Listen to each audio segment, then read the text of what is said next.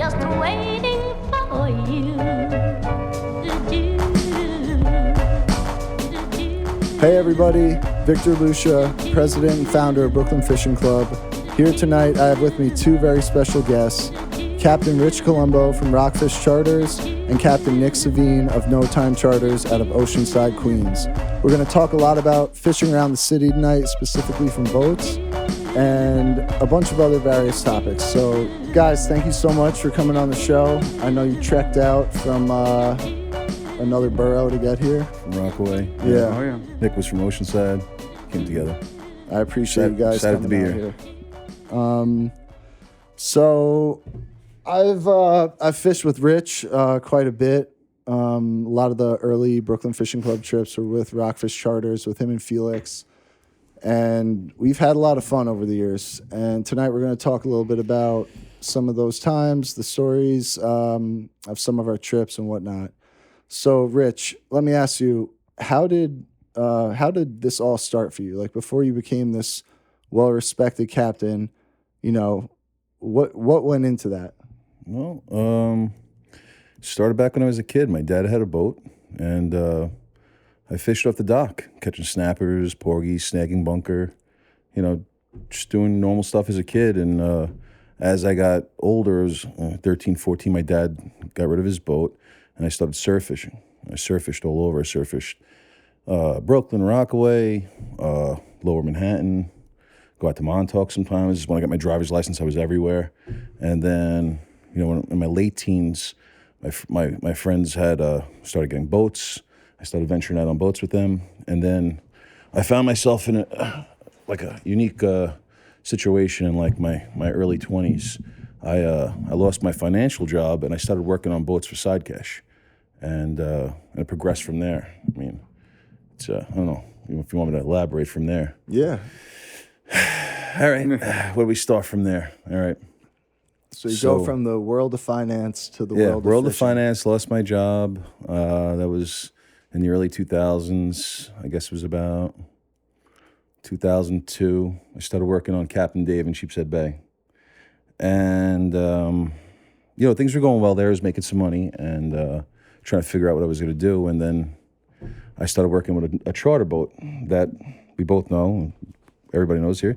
Well, I could say the name because I worked there and I was part of it. You know, it was the Karen Ann. So Vinny and I were partners for several years. And I don't know if we're going to edit that out or not, but Doesn't matter. Yeah, whatever. But so, you know, I did the charters and I worked as a deckhand on a party boat at the same time. So I had both incomes and I was able to do it full time. And so I was out on the charter boat all the time. I was captain also. So I worked as a deckhand to begin with. Then I started running the boat more as I got my license. And then I only ran the boat for 5 or 6 years straight for him. So that, you know, doing 1,000 hours a year, that's 6,000 hours on the water. You know, I learned quite a bit pretty quick. So I guess about 2007, 2008, we had creative differences. We'll just put it that way. And I ventured off on my own. The only problem with that was in the peak of, what would you call it? The housing market crash? The recession, the stock market crashed. I mean, everything was a disaster. So here I am. I paid off 2 successful boat loans. I find myself not being able to get financing for a boat. And I'm like, oh, crap, what the hell am I going to do? So I call up Tony from the Maryland Gene. I know he had a boat, and I needed a boat to run. And we worked out a deal, and I started running those charters. Started bringing my customers there. So from 2010 to 2013, I ran the Maryland Gene. And then I eventually bought the boat from him, renovated it. And from 2014 to today, this is where I am. So from present to 2003, I've been on the water at least 1,000 hours a year. So, you know, all that experience and having the people around me, you know, I mean, there's more that happened in that time, but that's where I am today. There's a lot of little stories that we could get into. What was it like coming up, like when back in the day when you were a mate?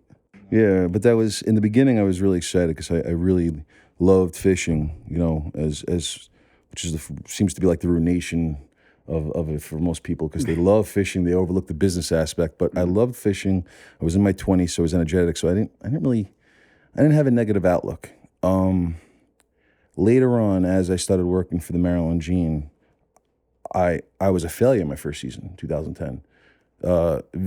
The other charter business that I worked for, they retained all the customers. It was me versus 4 other captains that were 50, 60 years old. So How did that feel? oh, it sucked. I was getting crushed. So but at the same time, it motivated me. It made me like want to go out and catch fish consistently, make my customers happy, build my clientele. You think that gave you a little bit of a chip on your shoulder?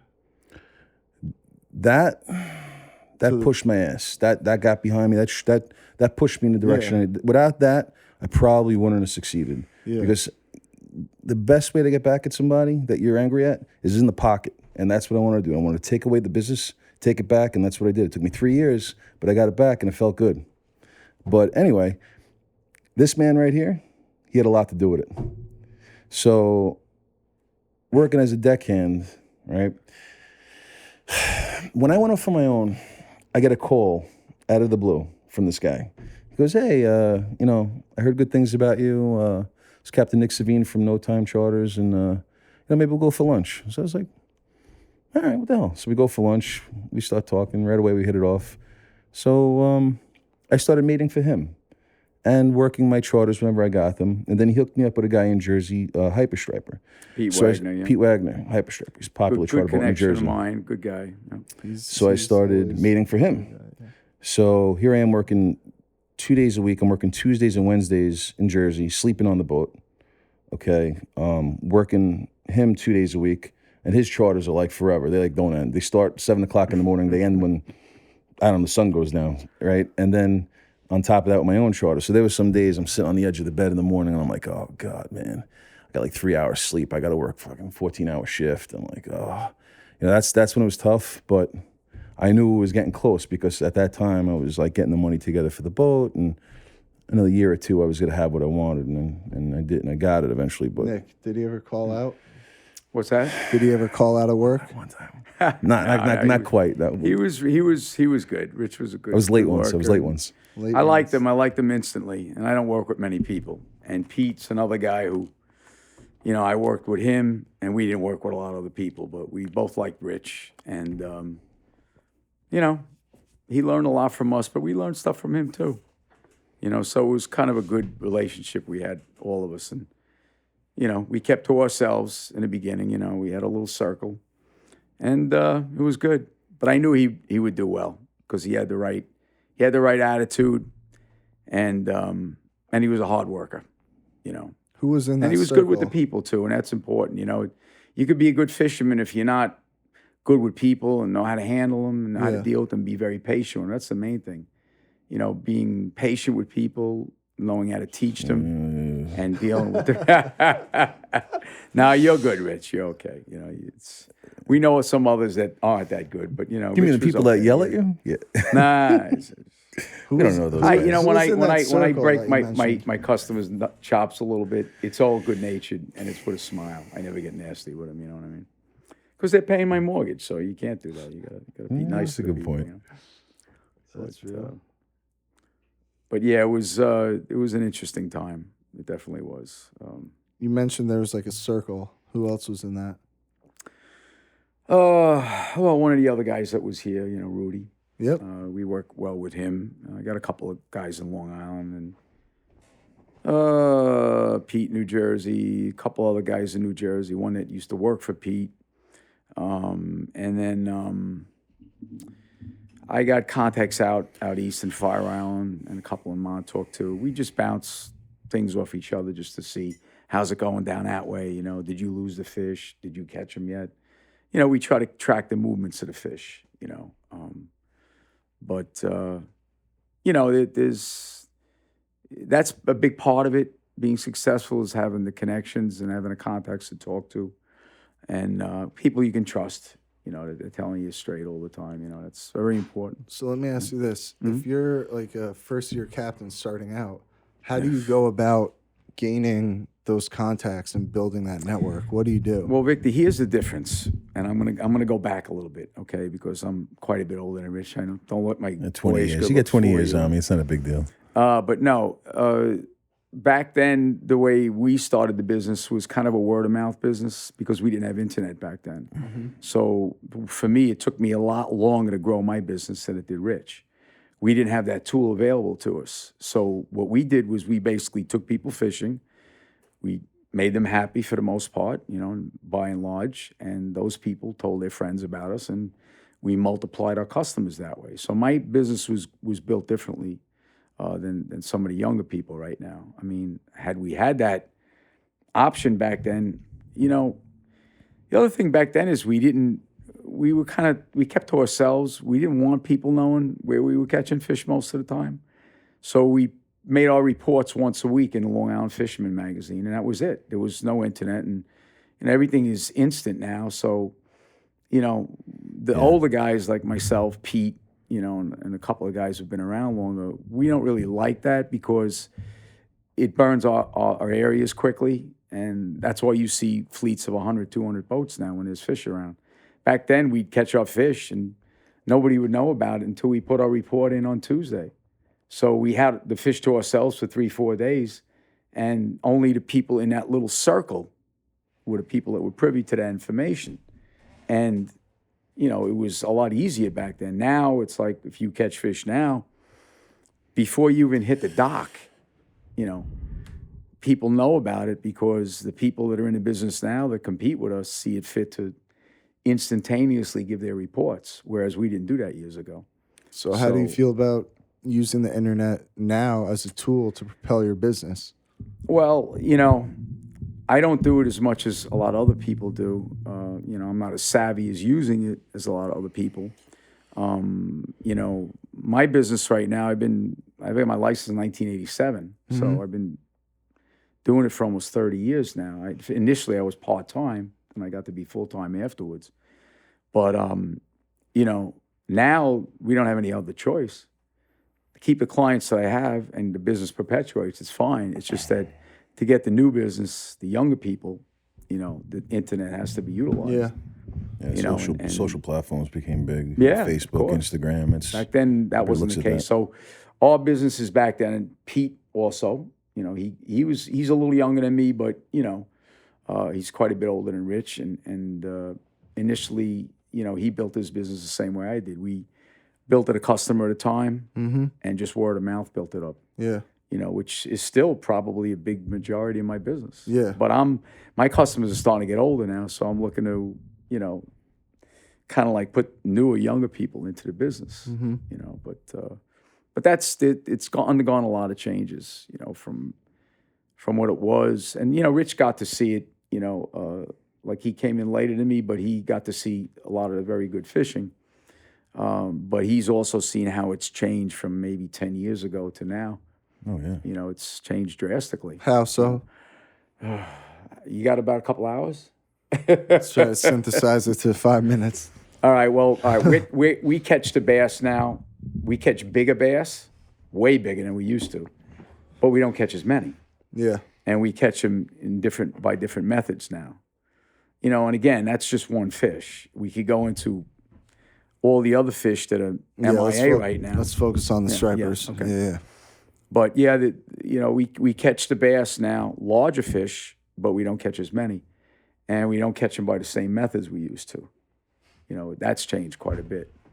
And that could be cyclical, could be bait, preponderance, whatever. But, it definitely has changed, of course, over the last 10, 15 years, no doubt. So.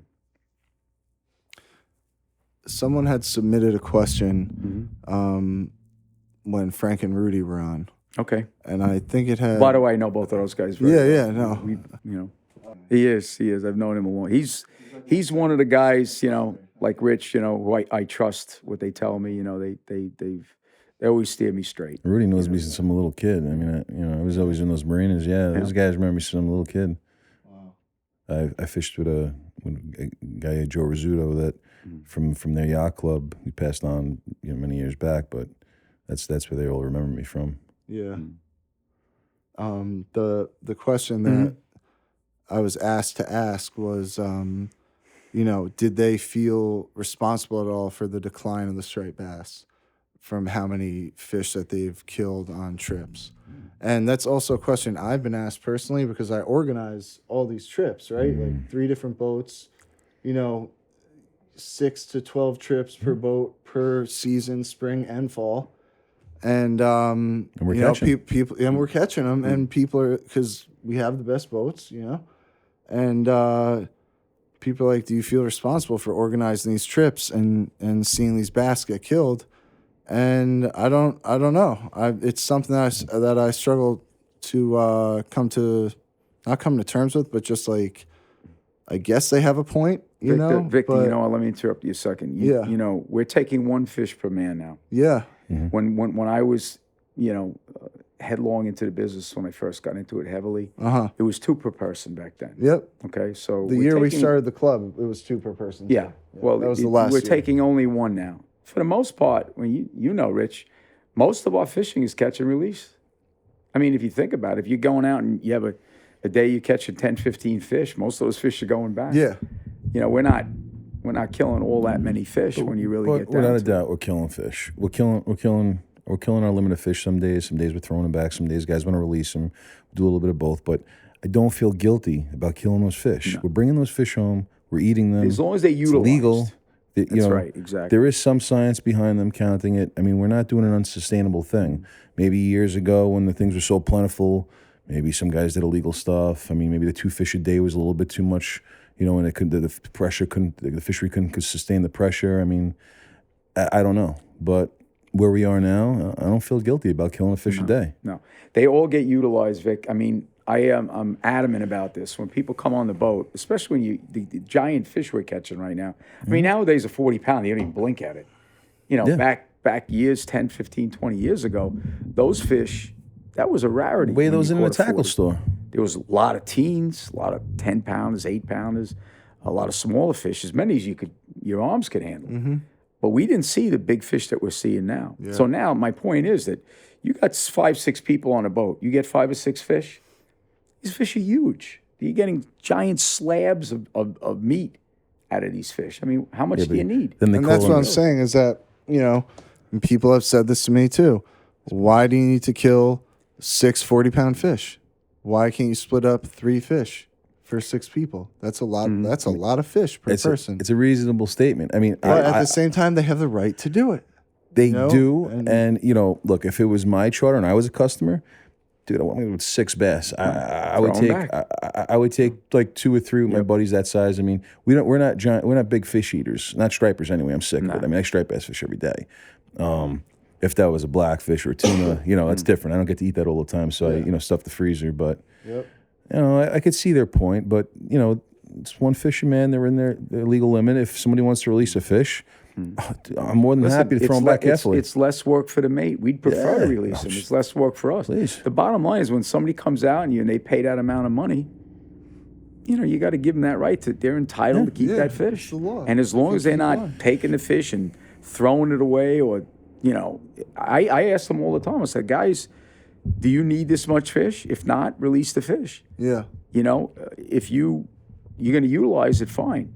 I don't even waste bait on my boat. I hate killing bunkers and getting rid of them. Now, he's laughing about it. Hey, I listened. Rich, I grind. I know. Listen, I don't you know what I've been doing lately? Listen, but, I've been grinding them for chum.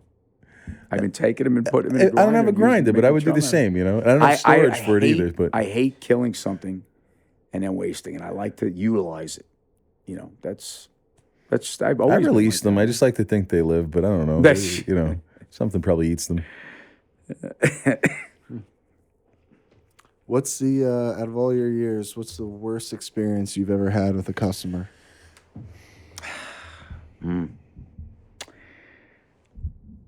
Okay, I think I've got one. I wasn't kind of prepared for that. Quite, I figured it was going to be another one of the craziest thing to happen. I got loads of those. Field over there. But all right, so okay, all right. I'll tell you one quick story. I know Rich told you, I do a lot of shark tuna fishing, a lot of offshore fishing. Okay. So I got addicted to that when I was younger. The first time when I had my Phoenix boat, we'd go out to the canyon, we'd catch tunas, and we'd catch so many. We didn't even do chartering back then. We just caught and sold the tunas that we caught. And anyway, so one day we're on a shark trip, and I think we caught a small mako. We let that one go. It was a legal keeper, but we let it go. And we caught a bigger one afterwards, a 258-pounder, as I recall. Don't remember the guys' names. Not that I would use them anyway, but okay. So we have a day where we catch 2 makos, 2 keeper-sized makos, which, if any of you guys ever shark fish, that's a pretty damn good day. We'd sign up for that every day of the week. Anyway, we had an issue with with overheating that day. We had to change our seawater impeller. And it just so happened that one of the guys on the boat was a mechanic. So I was in the bilge doing the job, but he was giving me assistance when we were changing the impeller. We had to do this because, as Rich well knows, if you blow an impeller and you don't have an extra one, you're not getting home. Oh, yeah, you're in trouble. The engine will run. It'll overheat immediately. So, of course, I always have all this stuff on a boat, and I had done the job before, but we did this, and we replaced the impeller. We came in. These guys had a fantastic day. And one of the guys came up to me and asked me if he could get a discount on the trip because he helped us replace the impeller. A discount on the trip? I'm thinking to myself, wait a minute, you just caught 2 makos and you just let the hand, and I mean, it was outrageous. Wow. It really was. What was your response? Listen, I'm a diplomat, Victor. I never get in my customers' face and scream and yell at them, right? I mean, I didn't think that, but I thought you might say I was pretty something pissed. like- I was pretty pissed off. And I said, Bud, listen, man, you just had a fantastic day of shark fishing. Are you really going to go down this road? Come on. I said, if you want to go to Montauk and do the same trip, the amount of distance we just traveled, and see what they charge you. And that was the end of it. take And him then he out didn't again? argue about it. He gave us the money, and that Did was he the end book of that. another trip? No, he did not.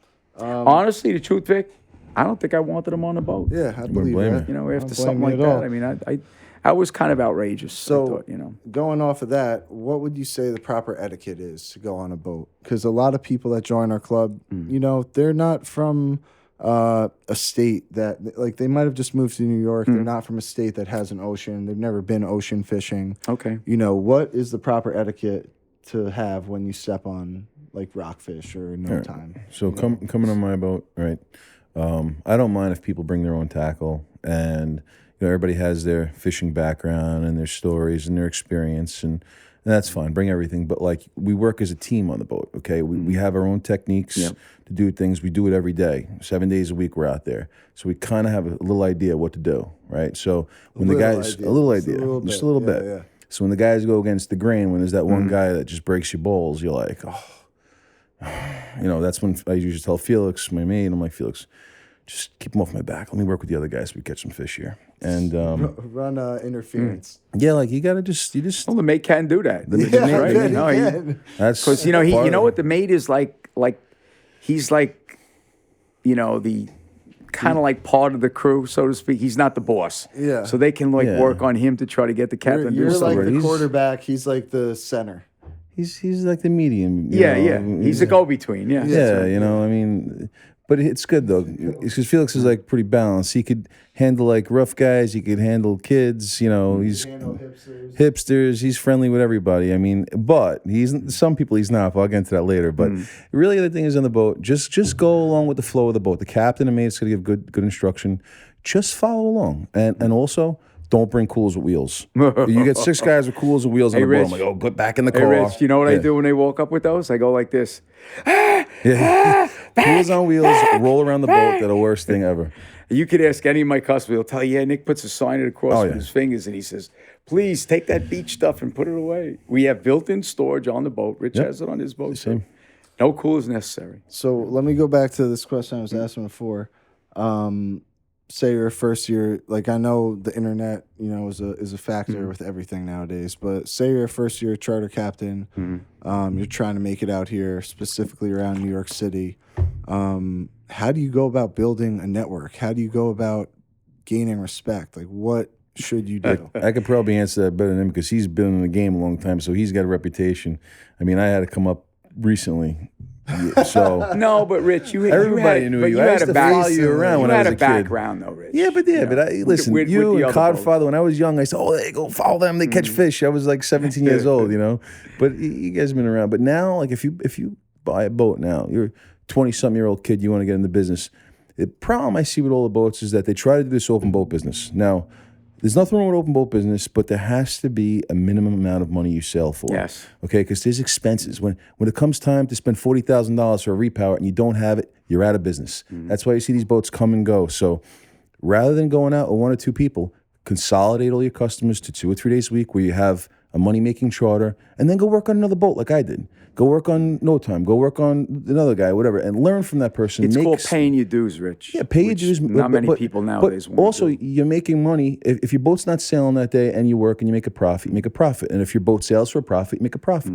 So you make a profit both days instead of sailing for a loss trying to build a business, and that's why I see all the guys making the same mistakes. You really you gotta put all your customers together and go out for a profitable trip because it's nothing is cheap. Nothing with the boats. Well, if you're going to do it right, and Rich knows this, like I repower my boat every 6 to 8 years. I put a new engine in. Engines are expensive. The repower job preventative, is he puts it expensive. in. He puts it in before it breaks down. Just to, Exactly. It's called preventive maintenance. Because you don't want to have downtime when you're working. if it went down in May, how much would that If cost us? you could go bare bones minimum and say, well, I can go out if I make $300 or $400 today, that's fine. But it really isn't because you've got to factor in all the costs of doing the business, of running the business properly, and if your equipment breaks down. Yeah, and then the center console guys got it even worse because look, if you're a full-time charter captain, you're putting close to 1,000 hours a year on your boat.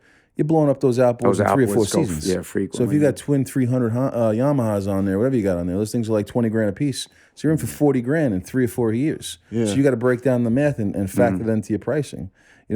So this is where I see people failing. They don't charge the right money and they love fishing. So they go out anyway because they fish for free.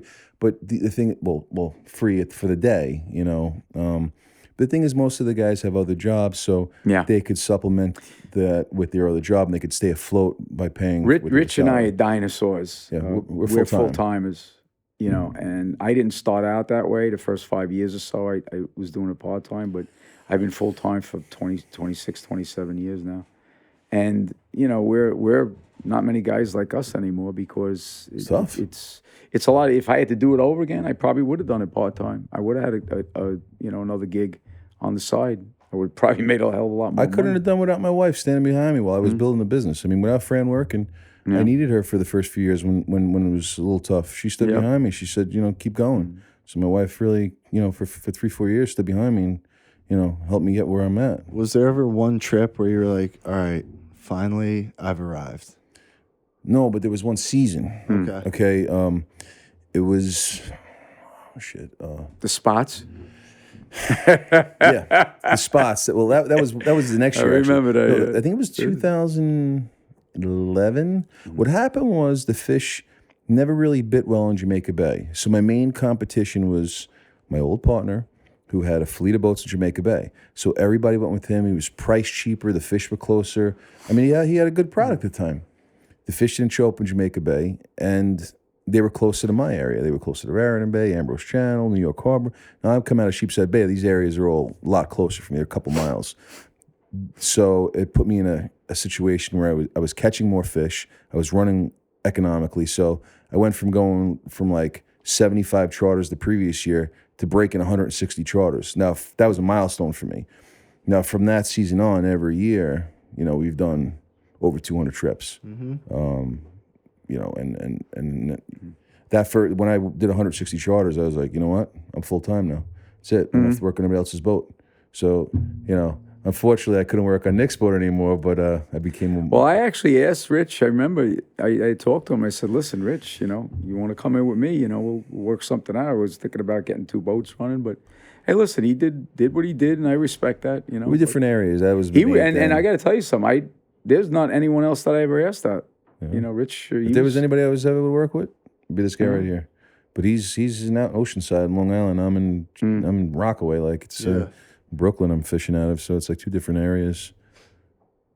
Well, we commonly fish the same waters, though. Like sometimes he comes east towards me, and most of the time I go west towards his area. But the last couple of years, it's actually shifting. We've been getting a lot of fish to the east now. And some of the areas, not all the areas that used to produce anymore. How do you guys feel about the 3 mile mark? Well, you know what? It's kind of it's kind of difficult because the fish are following a different path these days. They seem to be further offshore, but they're in that groove right along that line there. They seem to show up every year in that area. Like that's very close to my inlet, right outside my inlet. So they're coming in. Well, we see them right in that same area almost every year, yeah. But we still catch them up on the beach too, Yeah. And there's probably plenty of fish offshore that we don't even know about, that we don't fish that far out. So they're going across without us even knowing about it. This year we did know about it. All the tuna guys were telling us. Some of the tuna guys stopping were 20 seeing miles them, out, throwing poppers at what they think is tuna, and they're catching 40-pound stripers in 125 feet of water. Everybody running down the Jersey mud holes, seeing stripers blow up 20 miles south. East of Matasquan Inlet. I mean, every tuna guy I know is calling me, Rich, bass all over. I'm like, and here I am at the 3 mile line waving, hey, all right, good for them, So, I mean, do you think it would be bad or actually very bad for the striped bass if they move that marker back, or if they let people fish in that zone? Do you think it would be a bad thing? I don't think so. I really don't think so. I mean, this year the bait, we saw the bait in a lot of different areas this year. There was no one consistent area where we saw bunker all the time. No, it's true. Right, Rich? I had a troll out of the full. I couldn't find the bunker. Yeah. It was sand eels, though. A lot of sand eels. A lot of sand eels. That's why the jigging was good out. I actually never saw those sand. You see the readings that I had, the pictures that I had, the sand eel schools? I have them on my Facebook page. They're unreal sand eel schools. They're 40 foot Well, thick. they had them out by Fire Island, too, Rich. That's why they were jigging all those fish out there. We didn't have jig fish here, but when you trolled through them, every rod went down when you went through them. It was pretty incredible. Well, the fish were right in with the bait. A lot of times they were. Yeah. Those weren't the small ones either. Those were like 30-pound plus fish, Those are nice sized fish. But about the 3 mile line, I mean, look, if we were able to fish beyond it, I mean, does that give us access to kill more fish? Yeah, of course it does. But is it an arbitrary line? Is there any science behind that line? No, there's not. Not really. So I think it was in effect for a different reason. I'm not really sure exactly what it was, but I don't know. I really don't. I honestly don't know. But I know there's no science behind that line. And again, that I'm for aware the of, most at least part, anyway. Vic, we're releasing most of the fish we catch. Yeah. And generally, we're releasing them without any harm. They're pretty that's hardy another thing fish. too. Those big fish, you got to cradle them. These guys, they put the boat. Yeah, talk a little bit about that. It drives me crazy. It's like a pet peeve of mine. I see now. It's not only on my boat; it's on everybody's boat, especially kayakers and whoever. They take the boga grips. They take these big 35, 45-pound fish, and they hold them. They hold them vertically. Okay, you could hear the vertebrae in the fish popping. Okay, and the pec fins go right down. The fish go limp, and then they do this like Jimmy Houston bass thing in the water where they try and revive it, like swirling it around. And then the fish goes belly up, floating on the side. And I'm just like shake my head. I'm like, oh God. When we release a fish, a big fish, I prefer not to pull it out of the water. If the guys want to take a picture of it, we'll net it. We'll hold it horizontally. We'll support it. And don't stick your hands in the gills. And then we'll just kind of like plop it in head first like a missile. And 99% of the time, that fish will go straight down and swim away. Yeah. I've seen it. Yeah, I mean, you've been on you were on the gills are the biggest trip Rockfish ever had. Vic, you were on the craziest trip we've ever had. We had 2 50-pound fish with this. Fish exploding for miles on live bunker. He was on that trip. I had between off Jersey south. 51.5 pounder and a 50.5 pounder. The same guy caught this Derek Harp have both of them. But I mean, I climbed out to the bow with a little Penn spin fisher. Yeah. Super lightweight setup. Because they always give me crap because I like to fish light tackle. We always give him crap anyway. But yeah, that's true. But I caught one on a popper, like a 35-pounder, and I saw it come up from where I was. Like, The on bunkers bow. were getting rushed. Didn't they Take pass it, you off the rod that one? Didn't I they had pass- to. I had to pass two so I could get down because it was so you- swinging that's around right. the boat. And then Steve broke his Did a rod that full day. 360. Steve broke his rod and Mustache still Steve. reeled in the 45-pound Yeah, fish. yep, that was awesome. His rod We have broke. videos of this, 6 Yeah. on, like multiple times. All just live lining bunker at the surface and bass chasing them. Giant bass. And we released most of those fish in the water because, we're catching them so fast and we didn't want to harm them. So that's it. We had a long hook removing tool, a Rapala 15-inch. It's like a trigger hook remover. So when you grab the hook, you just kind of pop it and it reverses it right out and you don't rip the Yeah, we guts have out. those with the trigger. Yeah, great. Yeah, those are great. Yep. How do you guys think the New York State sea bass regulations end up hurting the striped bass? Well, here's what happens in fishing. When you protect one fish, you hurt another. Because the party boats, those kind of guys, and charter boats too, but party boats especially, these guys have big mortgages on their boats. They got to fish. That's why you see a lot of party boats in the bass fishing thing right now. Because, they've got to fish. They can't let the boat sit at the dock. And when they close up the sea bass, they're going to fish for something. So what happens? A lot of these guys will start bass fishing because they got nothing else to fish for. Mm-hmm. The other thing with the sea bass, the size limit is ridiculous.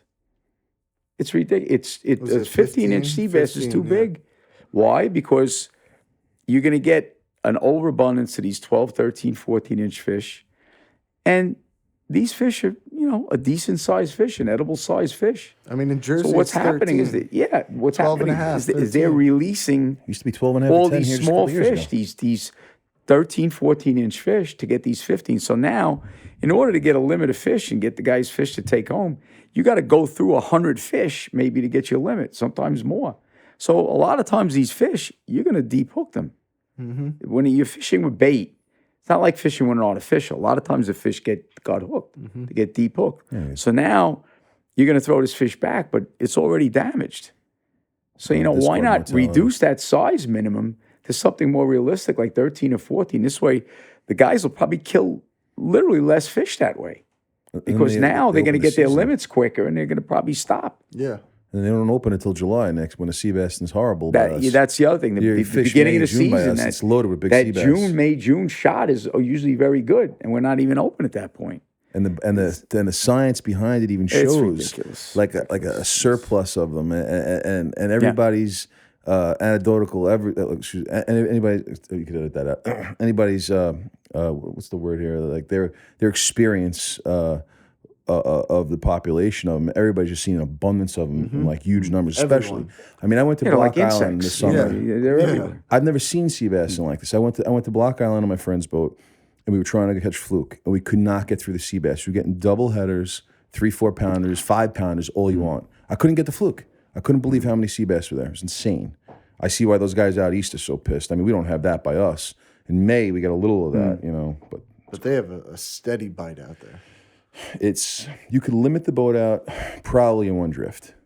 I mean, it's ridiculous. Do you think Jersey gets looser regs because they can't commercially fish striper?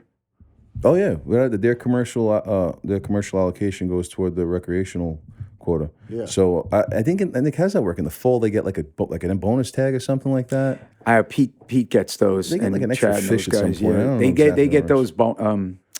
What does he Slot call them? fish, Slot 24 to fish. 28. Yeah. They could take more bass than we can. Yeah, they do. Yeah, as but far as that only I goes. think for the fall. I don't see them doing that in the spring. I could be wrong about that. I'm not sure, but I'm not. You have to ask Pete about that. the bass tags that we have in New York go to that system they have there. So But if the sea bass regs were different, how would that benefit the stripers? because there would be a lot less boats. Guys, we got less fishing for boats for 'em, stripers. sure, of Yeah, course. from April 15th when striped bass opens. What are you catching in our water in New York Bight? There's flounder. Is flounder open? If flounder's They're open, but you don't catch I mean, enough of them anymore. There's a 2-fish limit for flounder, right? So it's hard to get guys to even want to go. Blues really don't arrive yet. You got stripers, and then the sea bass kind of rolling early May. So you could probably catch the sea bass if you go offshore a little bit, but you can't target them. So everybody's There's nothing striper for them to fishing. fish. That's It's not good. It's not a good scenario. until fluke opens on May 16th or 17th. When the hell? Everybody's Everybody's striper fishing. See, the other thing is when you're fishing on a party Yeah. boat for striped bass, it's a whole different setup. In other words, the rail is way high off the No, I water. know. You got to be out on the bow. So gotta you be have on to the right net side of every the drift. fish.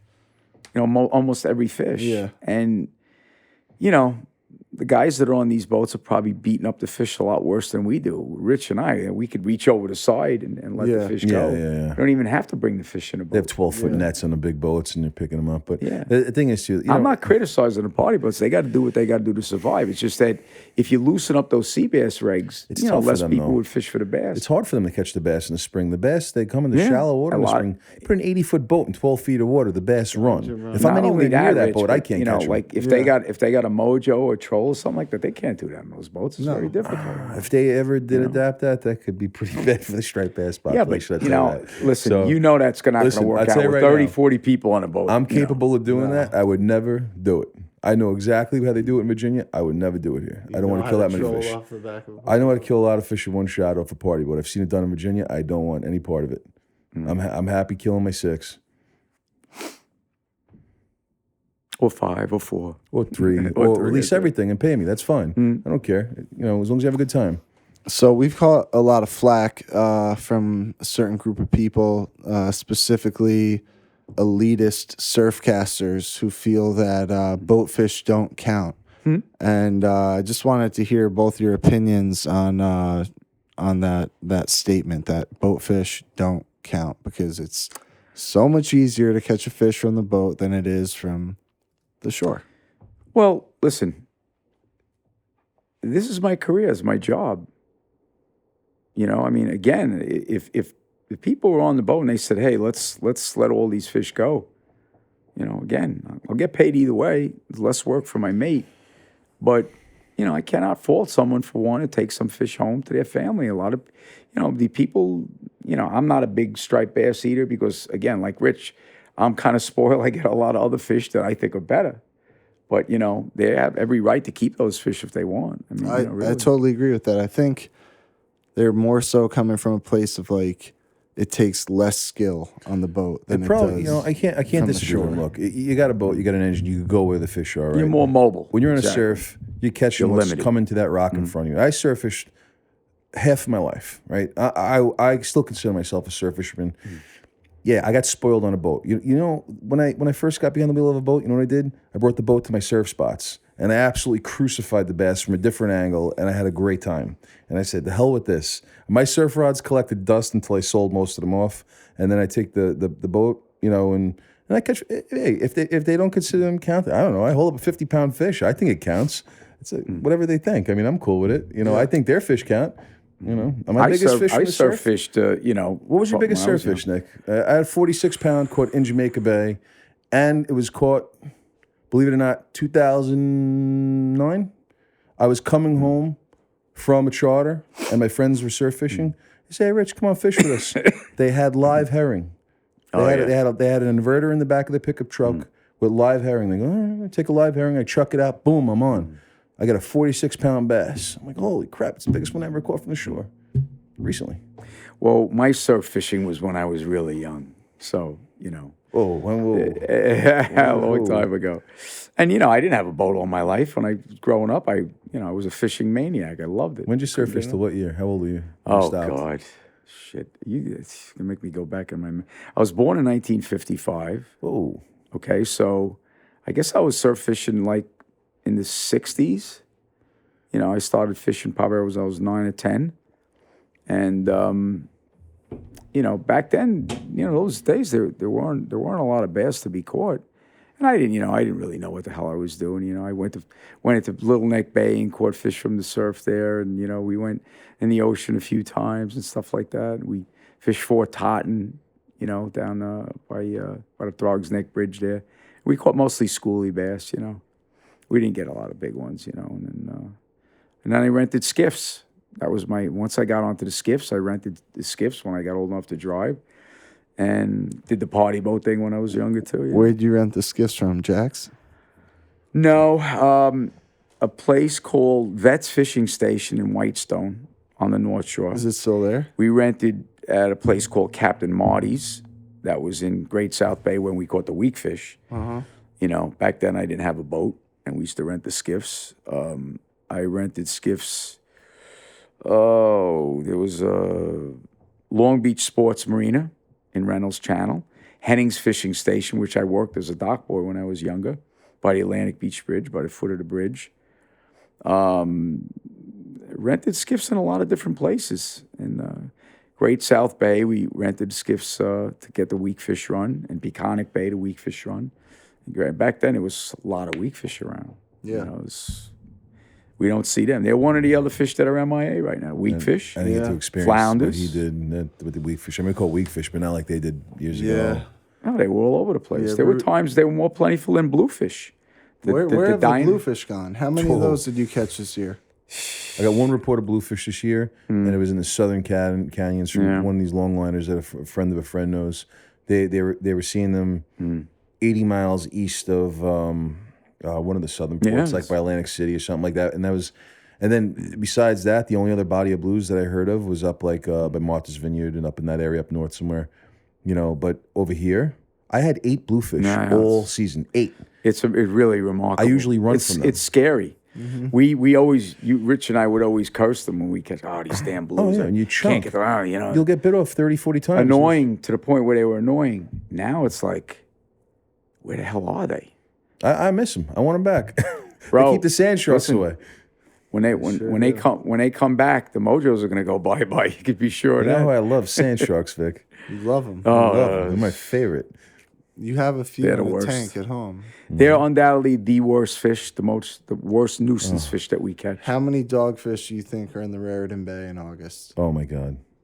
Oh my god. 1 million, 10 million. They're everywhere. They're in the ocean. You know, if you put some clam chum out in the ocean or a bunker chum, even Many of the they'll members attack chunked you. with me in the summertime at night, and I think anybody who chunked with me in the summertime at night, we're really dog fishing with a bycatch of stripers. Well, wait a minute, Rich. Hold on one second. Yeah. Those are smooth summer dog dogs. fish. Yeah, not spiny Listen, dogs. Vic, they're not as bad. No, as the spinies. I've they don't seen the spike you. They don't have spinies. teeth. With the silver The spots. spinies. Yeah, I know spinies. They make the smooth dogs look like Cub Scouts. No, The spinies can hurt you. They definitely An average can. night chunking in that got area, that. Nick? 30, 40 sharks on a good bass night, maybe 8, 10, 12 bass in the middle of summer. That's a good catch in the summertime around here because the majority of the fish moved east. I mean, we have some catches sometimes. The moon's over 20 keepers. It's a little tough. A lot of guys not a lot of guys bass fish for the summer here in this area because it's just not a lot of them around. And there's so many sharks. It's a lot of work. It's night. grind. It's night fishing. It's a also. dance. Felix and I just dance around that deck the whole night, working the whole time, de-hooking sharks. You know, when we see that line go up high on top and start peeling and drag, then we know we got a real one on. But you know, it's a grind. It's a grind. The only night trip I've ever done for stripers was with you, Rich, and that was when we were right under the Verrazano. Yeah. And it was a good night. I remember a lot of dogfish, but we definitely picked a limit. And yeah, do you think overall in the summer months the fish get smaller? Because the reason I ask that is because I've also seen 50-pounders caught in like the middle of July, you know, end of July. What we've had here since 2010, all these bunkers showed up, right? So that's when all our big fish showed up. We never caught 40-pounders, like Nick said, until 2010 when all these bunkers showed up. Okay, so it got consecutively better each season with these big fish. I think 2016 was probably the best year for us with the big fish. I mean, we personally landed 7 over 50 that, I hate to say it, but we killed 7 over 50 pounds. I mean, you know, the breeders or whatever, you know. But we released, I don't know how many that I didn't pull out of the water that were in that range. Also breeders. Yeah, I mean, listen, a 25-pound fish is a breeder, a 50-pound fish breeder. Which one do I kill? Tell me. You know, and I don't know what the right answer is, you know. I mean, a guy gets a 50-pound fish, they want to keep it usually, and we got 2 fish in the boat. How do you say no? The guy, you know. Anyway, what was the point I was making? I forgot. Where was I? I don't know. Yeah, I don't even know where I was going with that. Summer with the chunk and the size or whatever. So, yeah, so the big fish started rolling, and then, you know, what would happen is the majority of them would split, like, right around the end of June. Some fish laid over. They didn't leave. Some of those big 40, 50-pound fish, they hung out through the whole summer. And when you caught them, you usually catch them around the new moon or the full moon. But when you caught them, they were beat up. They had like the sores on the belly. You could tell they'd been rubbing around the muscles, the rough bottom for a while. But you wouldn't get them all the time. It was mostly resident kind of fish, teenage size, 15, 20-pound fish. I mean, nice quality stuff. That's basically what we had, though. It's what we still had. Even this season, same thing. A couple of those big suckers with regular ones mixed in through the summer. The only problem we had this summer is catching the bait. The bunker disappeared on me in the end of August, and I had a real hard time catching bait, and we couldn't get them on eels. Well, they would air a lot, Rich, the bunkers, but they were down in the water column. I couldn't net them. I know, they were too deep. Yeah, they weren't. You'd see them on a machine, but they wouldn't be flipping. Yeah, couldn't catch them. And that I still haven't figured out why that happened this year. I don't put bunker snags on the boat. I'm afraid to let people snag, man. I don't want anybody getting hooked in the eye. So that's something I hope I never see. Me too. I had a guy. I had one guy hook his buddy in the head. It didn't go into the skull, thank God. And a good customer of mine is the head ER doc in Coney Island Hospital. So I called him up and I was like, I got a live one for you, And he's like, oh no, what's wrong? Luckily, he was in his office, not in the hospital. So we went to the office and they pulled the hook out and everything was okay. It wasn't a big deal, but that was a little hairy. We had to end the charter early that day. Depending on the bait that shows up and the weather and all the factors that we can't control, what are some tactics you guys plan on using in the spring, during the spring run?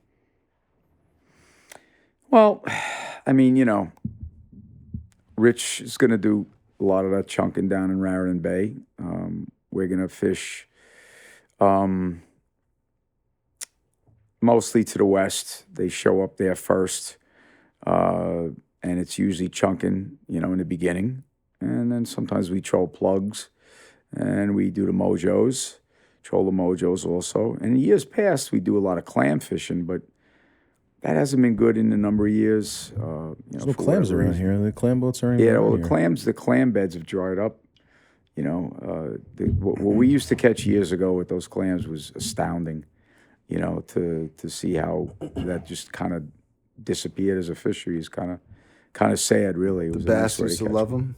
Yeah, well, Because the clam boats used to work the beach, and they'd follow them. and the fish would follow the clam boats. It was really quite simple. Why do you think the clam beds dried up? Because They took them all. They took them all. They cleaned out the clams. A lot of Sucks. people say that the Hurricane I really Sandy, learned how to clam from Nick. Hurricane Sandy was a big deterrent too. Tell you what, living in Rockaway, I could attest to that. The year after Hurricane Sandy, or was it a year of Hurricane? I don't know, one of those years. I think they call them seedling clams. They're the little tiny, they're the size of a dime. Yeah. Zillions of them. Like they look like Pebble Beach, but it was all little tiny clams. And then the next year, there were no clams in the area. All the clam boats were out by Shinnecock. And you had a couple they of those don't little catch them Jersey locally anymore. down easters, but they don't catch a lot. There though. was a half dozen clammers that used to work out of Oil City, and I keep my boat right next to Oil City. And we had that wired so tight, that clam fishing, and it was super, super amazingly good for 10, 12 years. Tell Vic, I don't think he experienced that. Give him like an average catch, what you would do. I don't think he ever saw that before. It's like chunking, but faster. Well, I would, in the morning, I would keep ultralight rods on the boat, ultralight spin rods, because we would limit out so quickly. And this is when it was 2 per man. We'd catch a limit so fast that I had to entertain these people for a longer period of time. So I said, listen, guys, once we catch a limit, I'll give you these ultralight rods. You can play with these things. It was stupid fishing. 20 to 40 keepers, 100 shorts. It's not like it sounds crazy, but it was just nonstop. I was his mate at the time. I got a little taste of it, and I the same thing with Hyperstriper. I was working deck during that, and I also Pete and I clammed were on my big own. clam heads But back then. when I had to work deck for that kind of bite, man, it was nonstop work. I mean, you're shucking bags of clams. There's fish coming up left and right. You're releasing shorts constantly. It was active trips. I mean, the people loved it, but it and you could fish whatever any size tackle you wanted. It was great. You didn't have to go throw a big net and get all this bait. Nope. It was like you just had to know where to park the boat, and Yep. chum, and it was nice fishing. And we relaxing. had it wired so tight. The clam boats were in Oil City. I was friends with half of them, and I saw when they left and they came in because my boat was parked right next to where they left. So I knew who worked where. I had all the numbers written down. Back then it was Loran, it wasn't GPS, and we knew where they worked the day before. So we would go back there the next day and anchor the boat up and clam chum and just catch literally as many as you wanted. It was insane, and they weren't all small. They weren't the size fish we're getting now. No, they were mixed. You got your 15, 20-pound fish. A good one was a 25, 30-pounder, but you literally caught fish until you were sick of it. That's how good it was. No exaggeration. I literally ripped my shoulder apart from releasing. One year we released so many fish that I would use that T handle and just going like this and releasing them. And I went to the doctor and he says, you better stop doing that. But that, excuse me, I'm just getting over a cold. But that's what it was. That was a big change in the fishery that we saw. And that really got to be. What year was Sandy? I forget. 2012. We were still catching them. Well, really, in 2000, once we got those bunker around 2010, we didn't clam as much anyway. Well, I still did. We fished the bars, the shoals, and some of the areas of structure. And still caught them. Yep. But we didn't fish behind the clam boats as much, but we still caught them in other areas. And, in Raritan Bay, where Pete was fishing back there, we were catching a lot of them back there. But one thing, I will tell you is that this fishing game, it changes constantly. If you think you could just rest and say, well, this is the way we did it this year, we're going to do it again next year. Rich knows it doesn't always work like that. You have to constantly adapt. Nick, how many times you get this question? Oh, how are we going to catch them from the customers? Well, we're going to catch them however we can. Exactly. I know how you prefer to catch them. I know Whatever it everybody takes. prefers to catch them. But, bottom line is, This year we had a troll a lot, and a lot of the guys weren't happy about that. Yeah, but you know what? The Mojos, A lot of guys were the upset about Mojos that. were great because they were, it's a light outfit. It's without wire. And, you could even have a guy hold The a rod for guys, that. you know what the guys say though? They say there's no skill to it. No, there is. In certain ways, well, no skill for the angler. in other words. The angler just grabs the rod. For the as a fisher. captain, The captain's got to be believe smart. me, it's still no. it's still I difficult know, because you got to definitely. find them. Let me give you Setting an up the example. spread and This everything. year, I was taking bunker for rides every day. I was netting bunker, and you know what I was doing? Stopping the boat, top to bottom, striped bass readings, fish blowing up on top at some points. All right, guys, throw the bunkers in, and we literally don't get a bite. Now I have buddies all over. I got Nick out. I got a bunch of other friends. They're trolling, doubling, tripling up with like 35, 45, 50-pound fish, and we're sitting there at bait catching nothing. And some days, that half hour I live lined was the shot that I had, and I blew it. And I was sitting there with bait, and then when I got up on the troll, they were gone. And I came home with we call it a donut, a skunk. donut. I came home with a donut on days when these guys had 15 keepers because I didn't want to, my guys didn't want to troll, and I was a little apprehensive with the trolling rods out. It got so bad where it's like, I was like, all right, listen, we're going to troll, we're going to catch, if you want to eat fish, let's catch them trolling, and then we'll worry about messing around with the bait, because the whole season was like that for me this year. Customers weren't happy about it, but in the end, we came home with fish, and it was better than a donut. Yep. So. Yep. Yeah. You know what? The guys, they have to be flexible. See, my fishing, we do pretty much the same thing, Rich and I. The difference with my fishing, I do a lot of mixed bag fishing. I do a lot of full day fishing. You know what I mean? And then we'll switch over to something else after. And we do the short days too. We do both. But you've got to be versatile. You've got to be flexible. You've got to be able to do a lot of different things because you never know what nature's going to throw at you every day. You have an idea in your head what you're going to do. I lose sleep over this every night before a trip. Oh, yeah. Where are we going tomorrow? What are we doing tomorrow? But you know what? You got to go out there and you've got to have all the stuff on the boat to be able to do whatever you need to do to put fish in the boat. And that's the deal. If you say, this is the way we're going to do it, or if your clients say, this is the way we're going to do it, there's a good chance you're going to come home without any fish. And then at the end of the day, by that time, hell, they'll catch fish on hand lines to put something in the boat. Yeah. But it might be too late. Yep. You may have missed your shot because these fish don't bite all day long. That's the other thing with the big fish, these larger fish. like as opposed to the school-sized fish or the small fish we used to catch. You catch those fish hours. The big fish, they bite for a shot and then they're done. So you got to take advantage of those shots. I'm gonna run to the bathroom. Misha's gonna step in for a sec. Ready. One question I had earlier when you were talking about that you guys are dinosaurs and you do this full time. Do you think the future of this is just part-time people that have little boats that have other jobs and that are just going to be doing this part-time? Or is there room for people to still maintain a job like yours to do it right? I guess. I think in this area in general, just the logistics of living here and the amount of money it costs to live in New York, it's hard to get by on a fisherman's salary. If my wife didn't work with me, we'd be in trouble. So we're a 2-salary family, okay? You could be profitable as a charter boat operator. Could you survive on it in New York? It's tough. I mean, these days, if you have kids, if you have a family, if you're by yourself, Yes. it's doable. I have 2 kids, so I'm looking at it for a different perspective. I have a 3-year-old and a 1-year-old. I mean, It would be difficult at that point. It would I be myself, I'm impossible. I single. would have I to don't work have another kids, job. so I can do it. But a guy in Rich's situation with the kids, not really. Unless you have, maybe if you had a few boats, but then you're doubling and tripling your expenses and your risk, and you got to find the right people. and the risk too. And Maybe then you if I got to don't find the feed right person kids, to if I run don't the feed them, boat. if I let them starve, it'll be Listen, okay. there's no better joking, business than a owner-run business, because nobody's going to care about it as much as the owner. It's just what it is. Yeah, I've been, expanding is something that we always think about, but you just got to get the right person. You got to find, I've had mates that were capable of running boats, but they make more money working as a deckhand than they would as a hired captain, and I have guys that just they stay for a season and they disappear. It's just hard to get a full-time. It's really a young man's game. I need a guy in their 20s to get into this, and a guy that's not going to take the information I give him and compete against me. I want him to grow with me. You know what I mean? And the plan At least is for a while or something like that. if it's the right guy, I won't let him leave. Yeah. Why not have a partner? Right, you know what I right. mean?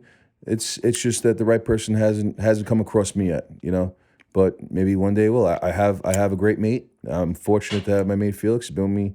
This could be his 7th year with me. He's the only guy that lasted me since I started. You should give him a call. See if he's. I'll check. I'll text him. But before we go and do that, another question that I wanted to ask is that you get different kinds of people, and I would assume you get a lot of people that, actually want to go over there and catch fish, and you get some people that just want to go out there and party. Like, how do you deal with people that just want to party on your boat and not really catch fish? We don't allow hard alcohol on the boat. I can't deal with the drunks. The worst charter experiences that I've had have been with guys that can't handle their alcohol. I mean, we let beer. We permit beers on the boat. Moderate drinking.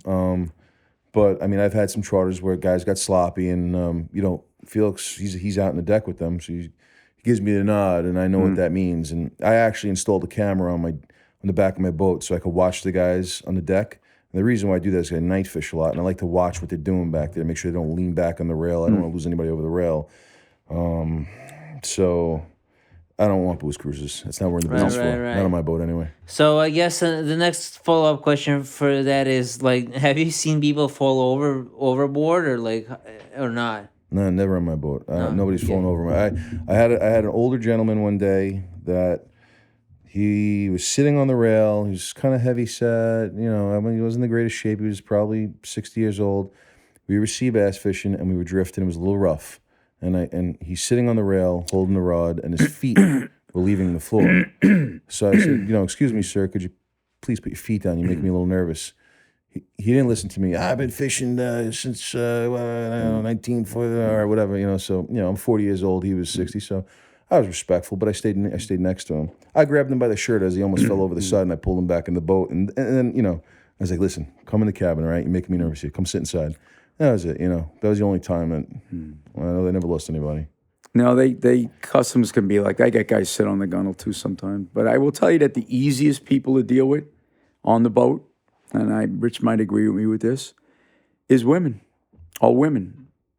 They very good listeners. They have no egos. When they come on the boat, they'll just ask me how to do it. and I'll explain it to them, and they'll usually wind up catching more fish than the guys, because the guys have been brought up with bad habits, and I'm like the quintessential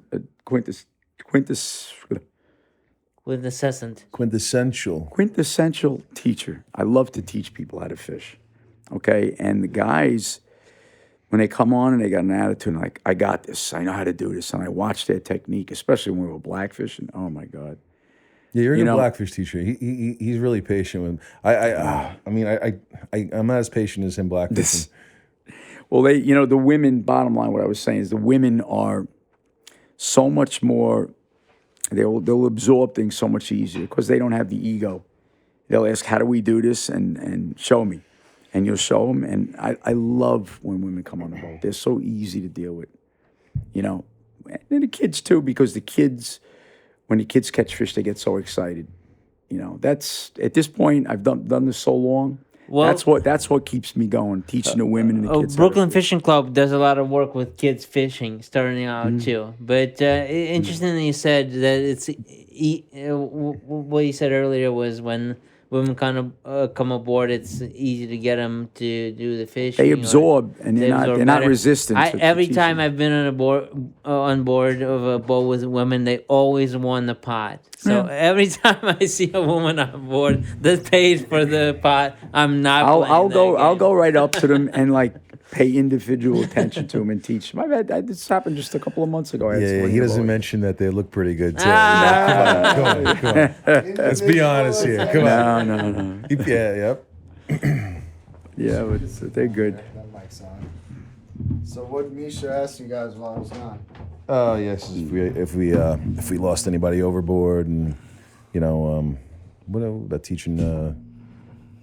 Teaching the kids. Oh yeah, we brought up the kids, which is actually that's how we really became friendly. I started taking you students fishing. That was cool. That was a good experience. He brought these kids from his school, man. You just seen a look on their face when they were reeling a fish. Two stripers per kid on the tandem mojos. I enjoyed. We caught trips. 6 fish at once between 3 kids.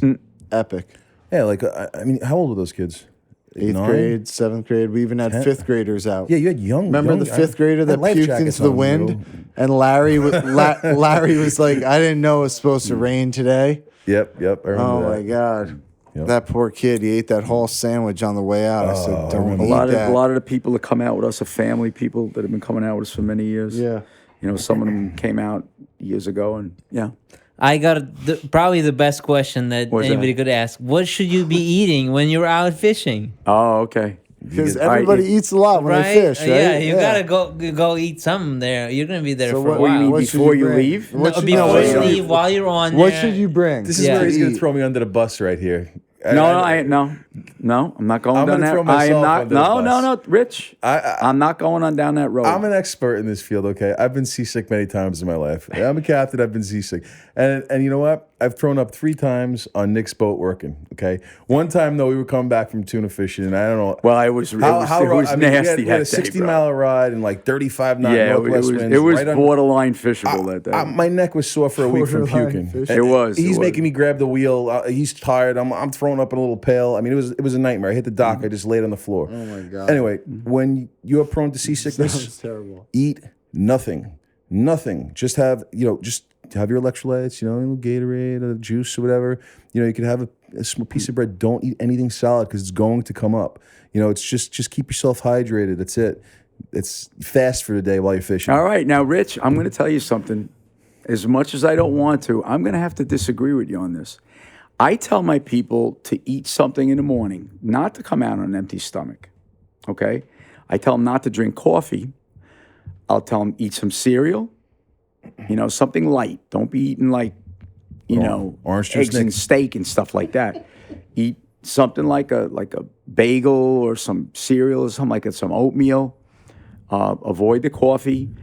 Try not to drink the night before. That's always a bad thing, I think, I could, look, this kid, Kevin used to work deck for me. He worked deck for me for 17, 18 years. Rich knows who I'm talking about. Kevin was Nick's long time. Yeah, he worked for me for 17, 18 years. He's a great kid.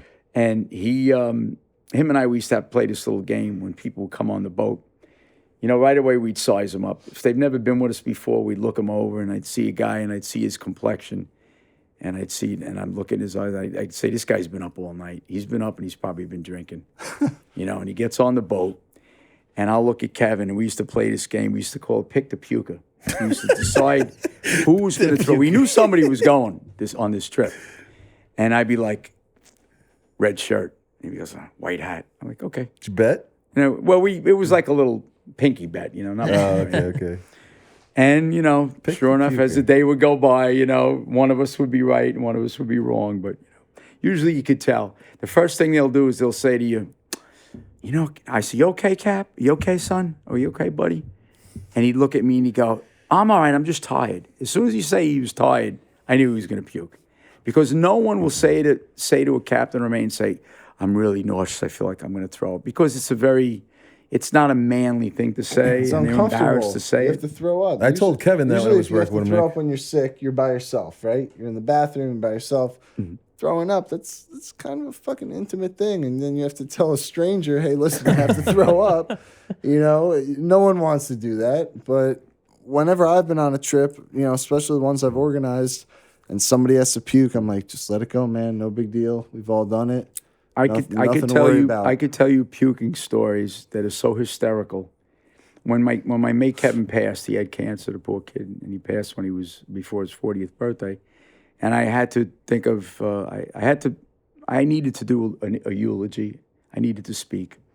And I agonized over it the night before. I didn't know what to say. And I could say our history and the whole thing and this and that. And all the fish we caught together, the sharks, the tunas, all the crazy stuff that happened to us, the canyon. And then I said, you know what? What I'm going to do is I'm going to tell some funny Kevin stories. And Kevin had this one thing about him. He used to crack up hysterically when someone threw up. It didn't matter who it was. The guy could have been the CEO of a big company. He could have been the president. It didn't matter. When that guy threw up, Kevin started cracking up. Oh, my God. So I recited some stories that happened years ago to lighten the mood at the funeral parlor, and everybody loved it. It went over really big, I got to tell you. But some of the things that happened, I could write a book and probably will one of these days, but some of the hysterical stories of people that came out on my boat, really, really funny stuff. Really Let's dedicate this episode to him. What's his name? Kevin Owens. The Sea King. His brothers and family members still fish with us. They do a memorial trip on Kevin's birthday, which is April 16th, every year. And, before he died, I said to him, I said, I want you to take comfort in knowing that you saw some of the best fishing that any of us will ever see the rest of our lives, in the time that you fished with me, because he came with me in the heyday of our fishing, which was, from mid-90s to like 2010, 2012, when he lost his leg. They amputated his leg before he died. And this kid was as tough as a bar iron, and an incredible black fisherman, and just a tough kid, a real inspiration to anyone, But when somebody threw up, he just lost it. I'd be like, Kevin, stop. I can't help it. I can just picture it. It must be so funny, Did he never get seasick? When you're That not the guy kid? throwing up and Never. Listen, when you're that guy. It's I've not been funny. seasick 3 times. Rich probably doesn't know this, but I have been seasick 3 times. I remember every time. I heard about that yesterday. canyon trip. You were with the great one. Well, heard yeah, about that that was one. one of them. And then I at night, the only time I ever got it really was in the dark.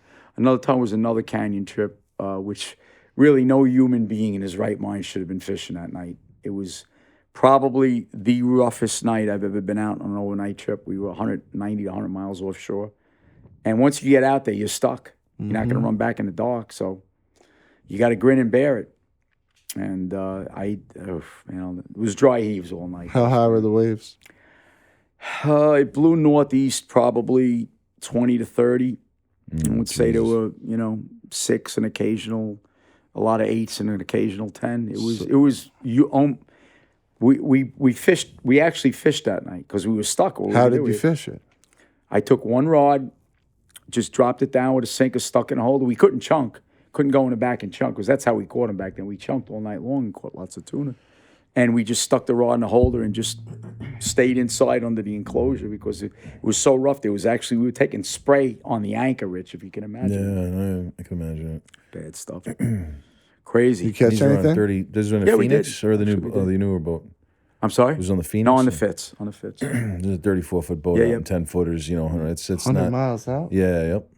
34 footer? You know, when you're in a 100-foot party boat, it's a different story. Jesus. Yeah, it's 10 footers are big when you're in a 30-something. Oh, foot boat. boy. They, Oh, they yeah. bury your bow. But you know what? What would you say to a kid that wants to do that now?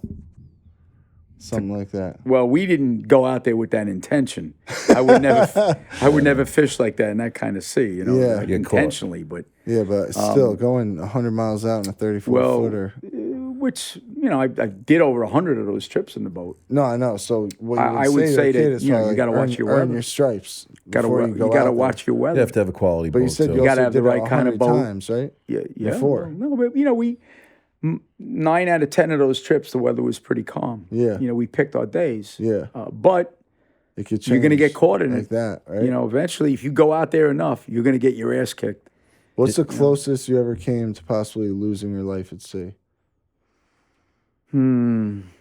Okay, I got a good one for you. Sharking off Jones with Lloyd.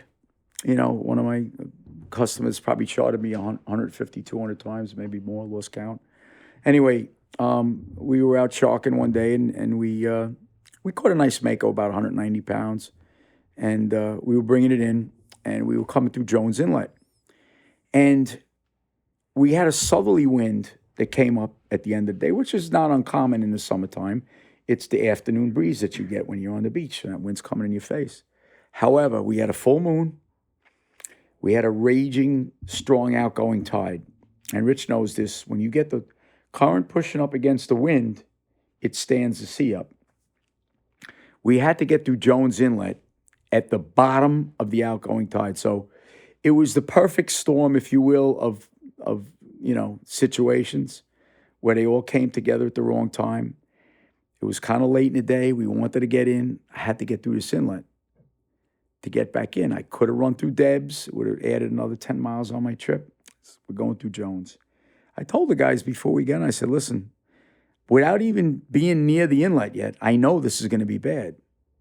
It's just a bad set of coincidences. I said, so, we get close. I said, I want you guys to sit. I want you to hold the handles. I have handles on the side by the seats. I says, and just, be alert, So I size up the inlet when I get near it, and it's as bad as I'm expecting it to be. And I just slam the throttle down, because if you make the boat go slow, it'll make the nose go down a little more. Oh, plus I was light on fuel, which makes my bow go down. So every possible situation for bad situation was coming together. Well, the nose of the boat went down. We went into this wave, literally into the wave. So the water hitting my windshield was green. When you see green water on your windshield, you know you're into the wave, okay? That's probably the only time that's ever happened to me. First one hits over us, comes completely over the hardtop, comes into the cockpit of the boat. Now we have to keep going, because there's one little area, that inlet, where it's real bad. It's a short area, but it's steep, that area. Come up, come down again, same thing. Dive into this wave, throws another wave over the top of the boat, throws another 4 or 5 inches of water. We had 10, 12 inches of water in the cockpit of the boat, in the back. And this is a hard thing to do. I knew I couldn't slow down, because if I did, it would be even worse. I had to just jam the throttle down, and the first two were the worst. The third one wasn't as bad, and we got through it. But I will tell you that I saw my life flash in front of me, because you go down in that inlet there, it's real strong tide, a lot of white water, a lot of big swells, and more people probably ditch in the inlet, I would say, Rich, wouldn't you think, than even out in the ocean. The inlet is that breezy jetty. Like, yeah, a lot of guys flip their boats there. Sure. get wind against tide, you get that chop there, and they don't expect You know, it. you got to be careful. You got to have your stuff wired up tight. You remember Larry's boat before Morningstar? Yeah, there was the Athena. I think it was a Seahawk. Yeah. Yep. We one of the trips I did with him, we came around breezy. Didn't look that sketchy, but the closer we got to where the waves were, we were like, oh shit. One of those waves completely ripped over the like we were underwater. We were looking through the windows into the ocean. That's a low boat. Yeah. And That's actually a good hull. the one guy that was holding on outside the cabin just got floored, got laced right onto the cabin, right onto the deck floor. I've had that happen on a buddy center console. Same thing. We buried the bow and we all get swept up against the outboards. That was in Shinnecock. Yeah. That's a bad inlet. It was. I've got one more question before I'm ready to move on. I just want to know the thing behind the banana on board and what else not to bring on board. Just for all the news. Rich and I are going to have different opinions, I think. I don't but- care about the banana. I don't even know the story behind it. You go on that one. Oh, no. I eat bananas on the boat myself. All right, so Rich and I think the same. But we're rare. Two people that rarely... There's a story behind Most it. people, Google it. I don't know. Most people believe that the bananas are bad luck, and they will be furious if you bring bananas on the boat. Especially if they're not catching. When I first started I know fishing, it has to do with like some kind of spiders that used to come honestly, from I've heard a Europe couple of to different America. tales. I don't know. It's got something to do with old shipping the and banana whaling. the Yeah. banana ships in the wooden hulls, they would attract a lot of pests. Sometimes the rats would even chew through the hull and boats would sink. We have That's- Doritos. We have yeah, Doritos on so- the floor at the customers drop. Listen, We don't eat bananas anymore listen. to attract bugs. To me, it's all not. That's nonsense. It's just an excuse for people to use when they don't catch fish. You brought a banana. That's why we didn't catch Especially any fish today. High hook Jose Nonsense. with his Listen, Doritos, getting them all over the place. When I started out as a commercial fisherman, right before I chartered. Okay, so we had a guy that fished with us all the time. The guy bought bananas every day, literally every day. He bought bananas, and what was that? A Dorito joke? I didn't get that one. No, one of the group members, he likes to drop Doritos all over the floor. Intentionally? No, he just eats sloppy. He gets it all over. Yeah, I gotta sweep out the cabin every day. Well, he probably didn't do it on purpose. He's probably I'm not gonna call him out or anything, but we call him the high hook pescador. You know, he's probably eating like a gavone, and they were going all over the place. he's a good dude. We like him though. It's okay. What's up, Jose? I hope Hey, you're not Jose. pissed. Bananas all I out on forgive my you, don't boat. worry. I have no problem with bananas.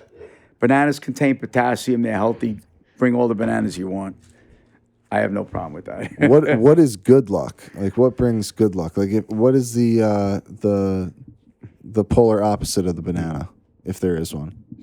It's just good attitudes, man. It's just positive outlook from everybody on board. It's It's not like a thing you got to bring for good luck. You know, no rabbit's foot or anything like that. Okay, I'm gonna converse that a little bit.